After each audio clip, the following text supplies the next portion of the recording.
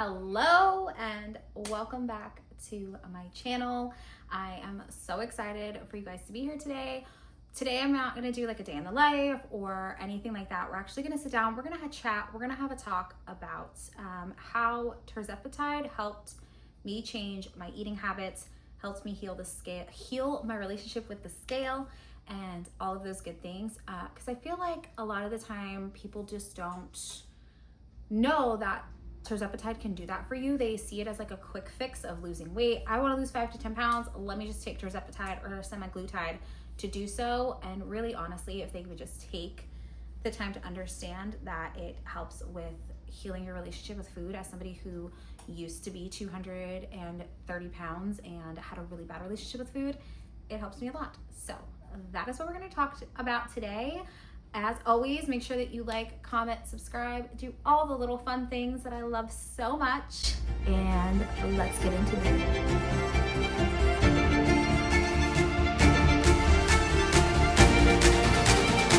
All right, we're not going to comment on my appearance today. I have no makeup on. My hair needs to be washed and things are happening around here, but I had to film this video for you guys. So let's backtrack, let's chat and kind of talk about where we were at before, where I was at before I started Tirzepatide, and then where I am now that I've been on Tirzepatide for a little over a year. So probably about 2020, or end of 2019, early 2020, I started doing some like strict workouts, strict dieting. I was on a meal plan. I was following specific workouts. I was working out at home, especially once COVID hit and all gyms shut down. I also did not want to go to the gym because I am one of the type of people that feels like if I go to the gym, I'm going to be made fun of because I'm not a gym rat. So I really wanted to do everything at home. So about probably like end of 2019, early 2020, I started doing all of that. And I did lose a little bit of weight and I was feeling pretty good about myself. And then I kind of realized, well, I fell off the bandwagon. I ate really badly and just kind of let it go. I was just like, forget it. I'm never going to be able to be the size that I want. This is taking too long. I just want to be tiny. I want to be skinny. I want to be, a size 4. And those things were not happening for me at the rate that I wanted them to. I was also going through some things personally. And for me, eating has always been a coping mechanism. Started when I was younger, really leaned into it when I was in my teenage years and I was in my abusive relationship. Eating was how I handled a lot of the abuse. So eating has always been my coping mechanism, and I just went straight to that when I was handling some personal issues during that time. Not to mention COVID and not being able to like leave the house. You're bored. What are you gonna do? You're gonna eat. Like that's just the way that it was.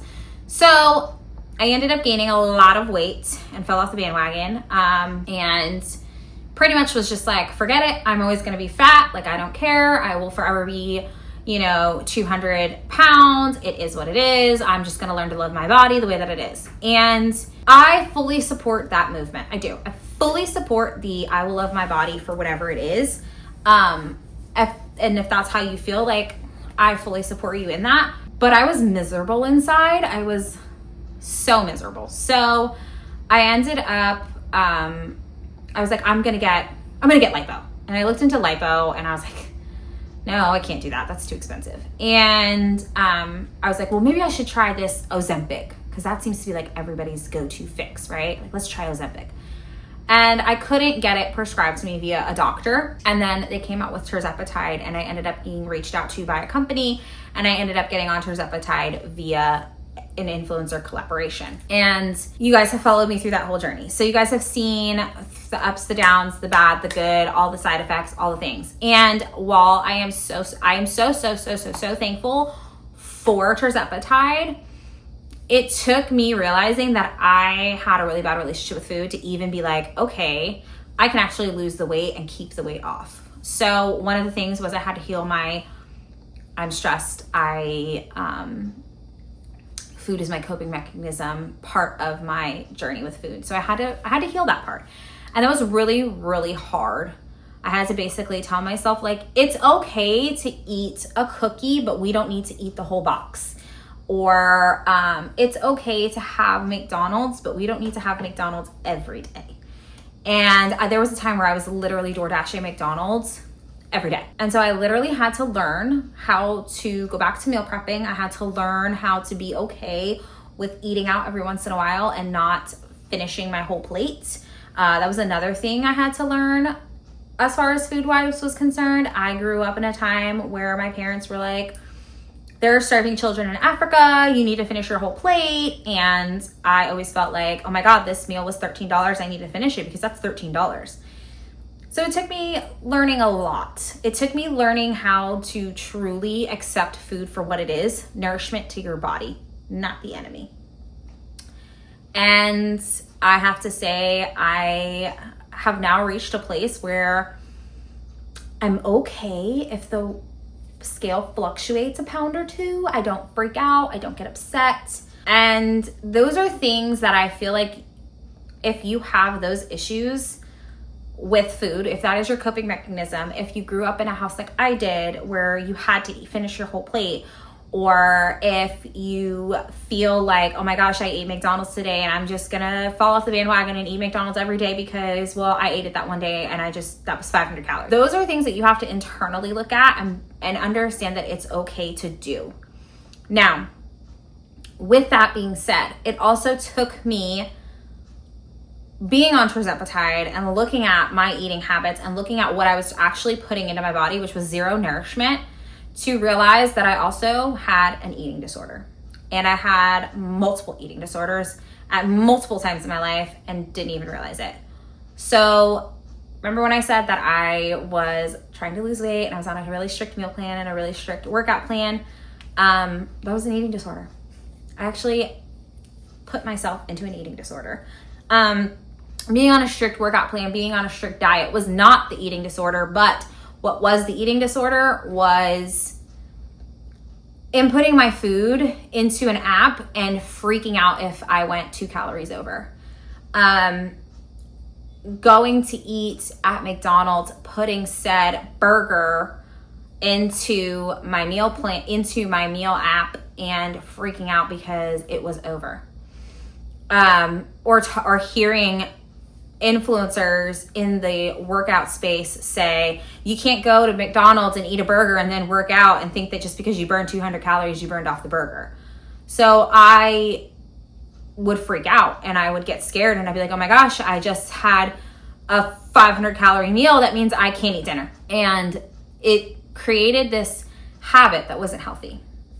Now, with that being said, I then had a binge disorder. So I would binge and then I would feel like shit for binging.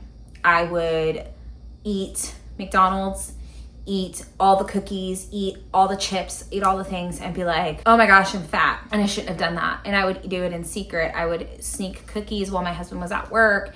And then I'd be like, oh my gosh, all the cookies are gone. I can't believe that. The kids must be eating it. And really it was me. And I was also using it, like I said, as a coping mechanism. So instead of facing my challenges head on or facing what was happening to me head on, I would literally just eat.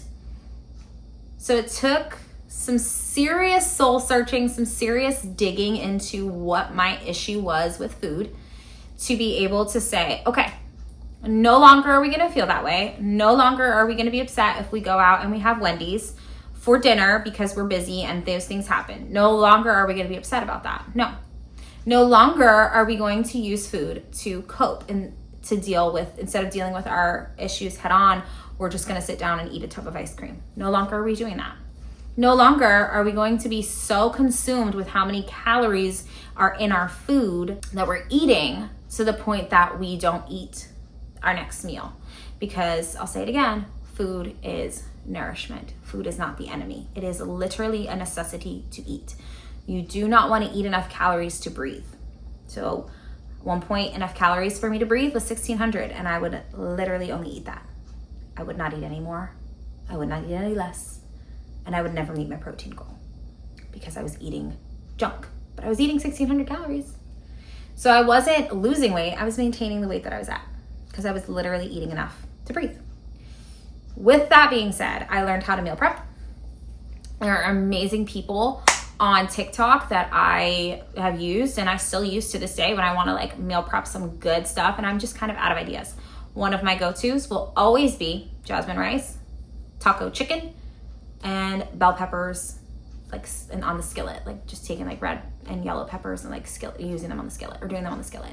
That is one thing that I will forever go to. I add a little bit of low-fat cheese to the top. I'll add Greek yogurt for sour cream, and that's like my go-to for when I want to do an easy meal prep. But I also have a girl that I follow. I think her thing is like Michaela Fitness or something like that on TikTok, and she's amazing. And we have quite a few of her cookbooks. We've used them for the family. Everything is really good. She makes this like KFC bowl for breakfast that I've made a million times. It's actually on my Instagram page as well. Another thing that I've really been eating a lot of that I found on TikTok was the protein bagels with the blueberry and the yogurt and the bread, wheat flour, all things that I basically had to look up and be like, okay, what is healthy that I can eat that is still good and still nourishing to my body, but I'm eating the correct amount of fats and I'm eating the correct amount of protein and I'm eating the correct amount of carbs, because carbs are not the enemy either. Carbs are fuel. So all of these things to say, that is basically how Tirzepatide helped me heal my relationship with the food, was that I was able to go in, figure out what the root problem was, because I was on Tirzepatide. Because when you are taking Tirzepatide and you still keep the same eating habits, that is where all the side effects come in. So I was still drinking soda. I was still eating like crap. And all of that was giving me all of my side effects. So I was getting the sulfur burps. I was throwing up. I was pooping. I had major diarrhea. I felt sluggish. I felt gross. I wasn't dropping the weight. I was retaining some of it. I felt thirsty all the time. I felt dehydrated because I wasn't drinking enough water, because I was still drinking a lot of soda and still drinking a lot of iced tea. So those things kind of made me go, okay, something's not right here. This is not a quick fix. It's not like a just shoot yourself, inject yourself in the stomach and keep on going. You have to really see what the root problem is, see what the root cause is. And Tirzepatide did that for me. So if you are somebody like me who struggles with your eating habits, and you are on a GLP-1, I highly recommend looking into what is the root cause for your eating habits and how the GLP-1 is going to help you fix that. Another thing that I keep getting and I keep seeing a lot of in regards to a GLP-1, not even for me, but it's just in regards to a GLP-1, is a lot of people saying that, I don't know why you're putting poison to your body when you could just do it the old-fashioned way. And, while I 100% agree that doing it the old-fashioned way is the best way, because, and I'm going to say this one thing, because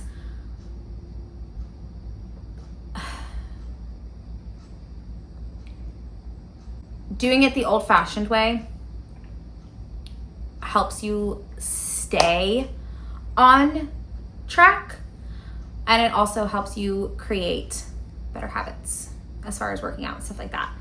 I'm not one who likes to work out. So for me, the working out was never going to be a habit that I created. I just don't like to work out. Because I did for so long and felt the way that I did when I did it. So I just have that is another relationship I have to heal, and I will get there eventually, but right now I'm not there. While that's great for a lot of people like myself, people who struggle, women who struggle with PCOS, who maybe just struggle with their A1C being really low or low, I think is the right word.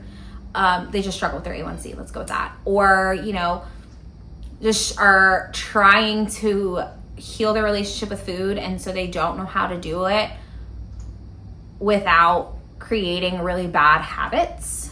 A GLP-1 is the way to go. So it is not an easy fix. It's not cheating. It's not the way out.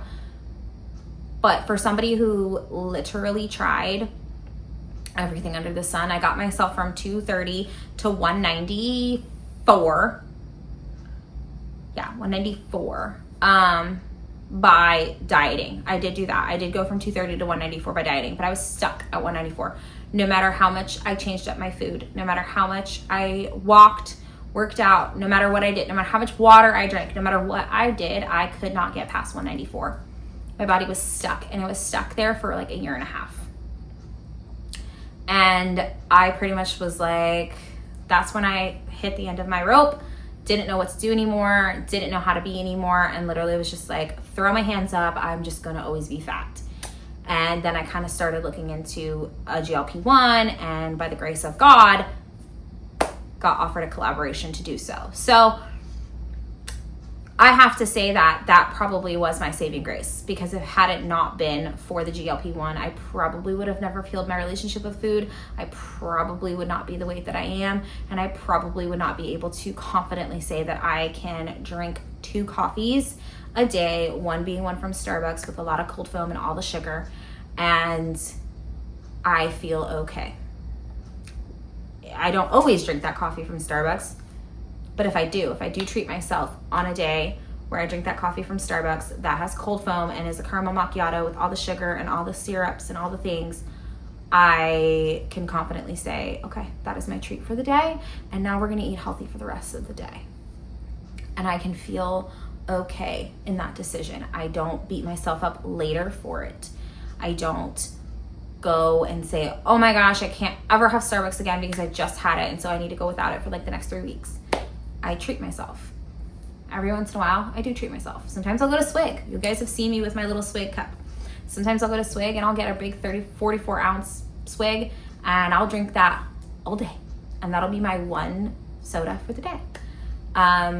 Including water. I'll also drink water as well, because soda does dehydrate you. So it's just taking those little things and making sure that you are creating better habits for yourself while being on the GLP-1. Hopefully that helped you guys. Hopefully my rambling was kind of all over the place. I know I do ramble a lot, and I do get lost in my own thoughts. So hopefully that helped you guys, and hopefully that kind of gives you guys an insight as to how somebody on a GLP-1's mind has worked and does work now. And if you are on a GLP-1, let me know down below what you thought. And let me know down below if it has also helped you heal your relationship with food, or the scale. It helped me really help me heal my relationship with the scale. So let me know down below. And yeah, tune in next week, because I'm sure I'll have another amazing video for you guys. I don't know what it'll be, but I'm sure it'll be super awesome. And I'm so thankful for each and every one of you who have stayed and watched. And if you can like, comment, subscribe, all of the fun things, you really would help me out a ton. I am trying to grow my YouTube channel way more, and I'm trying to be more on top of social media, so it would be super helpful, and I'd be so grateful. Have a great day.